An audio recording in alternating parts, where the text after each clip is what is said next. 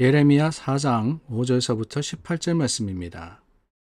너희는 유다에 선포하며 예루살렘에 공포하여 이르기를 이 땅에서 나팔을 불라 하며 또 크게 외쳐 이르기를 너희는 모이라 우리가 견고한 성으로 돌아가자 하고 시온을 향하여 깃발을 세우라 도피하라 지체하지 말라 내가 북방에서 재난과 큰 멸망을 가져오리라.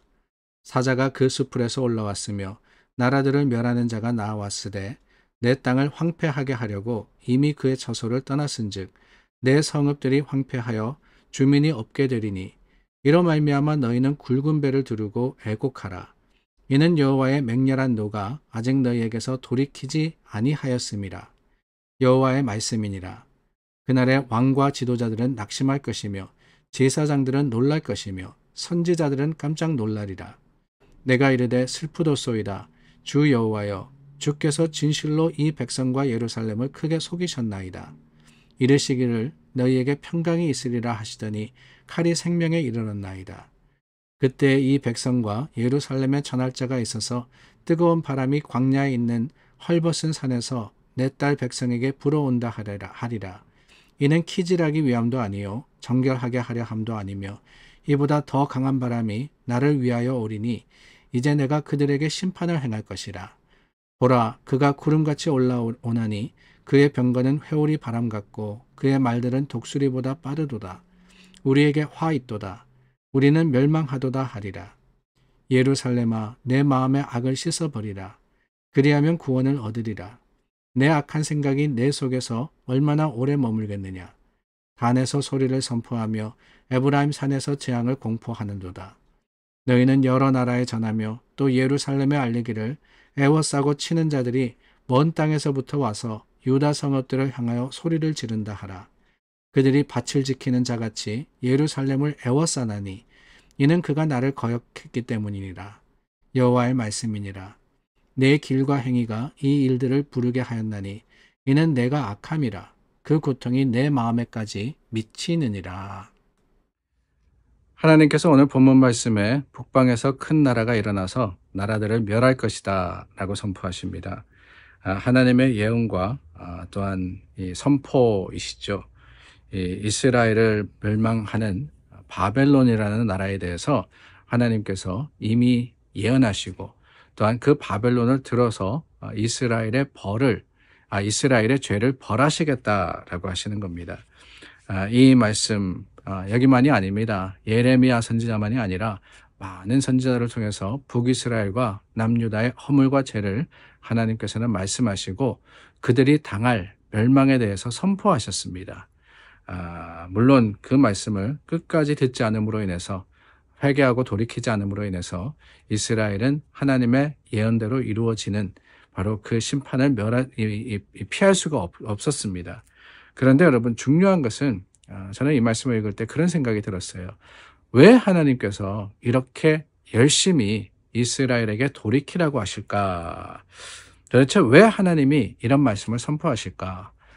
큰 나라를 일으켜서 벌할 것이다. 너희가 돌이키지 않으면 망할 것이다. 라고 하셨을까? 이 예언들, 예레미야만이 아닙니다. 수많은 선지자들과 또한 그들의 예언을 통해서 하나님의 주시는 말씀의 궁극적인 목적은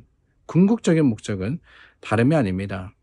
하나님의 뜻과 그 말씀에 돌이켜 바르게 살아가라, 바르게 행하라 라고 말씀을 하시는 거예요. 그러니까 잘 하라고, 제대로 하라고 하나님이 끊임없이 이스라엘에게 권면하신 것이 바로 예언의 말씀입니다.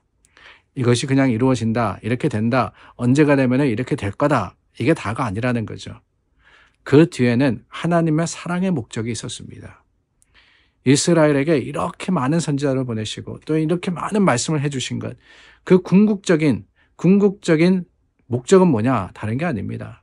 이스라엘이 바르게 행하기를 원하셨기 때문이라는 거예요. 그래서 오늘 말씀에도 그렇습니다. 14절 말씀에 보니까 예루살렘아 내 마음의 악을 씻어버리라 그랬습니다. 마음의 악을 씻어버리라. 그렇지 않으면 라고 하시는 거죠. 그리하면 구원을 얻으리라. 그렇지 않으면은 이 하나님이 세운 나라, 그 북방의 큰 나라가 남유다를 멸망시킬 것이지만 그리하면 어떻게 합니까? 악을 씻어버리면 하나님이 구원하리라 라고 하시는 거예요. 여러분, 그 말씀, 이 14절의 선포의 말씀을 이스라엘이 들었을 때 어땠겠습니까? 말씀을 보면은 놀란다라고 되어 있어요. 하나님의 궁극적인 이 예언의 말씀을 하나님이 선포하셨음에도 불구하고 이스라엘이 듣고는 오히려 그로 인해서 놀랐다라고 되어 있습니다. 이게 참 중요합니다. 수많은 예언자들의 선포가 있었고 또한 하나님 말씀이 있었음에도 불구하고 여전히 처음 들은 것처럼 이스라엘이 이해하지도 받아들이지도 또한 깨닫지도 못했다는 거예요. 왜 그랬습니까? 다른 게 아니죠. 태무심에서 그런 거예요. 말씀이 없어서가 아닙니다. 말씀은 정말 이 홍수 때 물과 같이 하나님께서 많은 예언자들을 통해서 이스라엘에게 주셨습니다. 근데 그럼에도 불구하고 그 말씀 속에 여전히 그들의 마음이 가문 것, 그들의 마음이 메마른 것은 듣지 않았다는 거예요. 아니, 들었지만은 설마라는 생각을 했었습니다. 특별히 평화의 기간이 길어질 때, 특별히 나라가 강성하다고 생각될 때, 우리가 잘 살고 별 문제 없다라고 얘기할 때 이스라엘의 이 실패는 점점 더 가속화되고 있었던 거예요. 여러분 어떻습니까? 우리가 살아가는 세상 참 살기 좋은 세상입니다. 솔직히 살기 좋은 세상이에요. 어르신들의 이야기를 들어보면 불과 5, 60년 전만 하더라도 보릿고개도 있었고 여러 가지 힘든 일들이 많았었거든요. 살아가는 게 힘들었습니다. 살아가는 게 참으로 피곤한 일이었습니다. 근데 그런 문제들 다 없어졌잖아요. 요즘 먹고 또한 입는 일로 인해 가지고 혹자하는 사람이 누구 있습니까? 너무 많이 먹어서 문제죠. 너무 많아서 걱정이죠. 집에 집집들마다 그렇더군요. 그냥 옷들이 쌓여 있어요. 1년 가도 한 번 안 입는데 새로운 옷 보면은 사고 싶고 새로운 신발 보면은 또한 신고 싶고 그러다 보니까 차고 넘칩니다. 너무나도 편안한 세상을 우리가 살아가요. 병들면 고치면 되고요.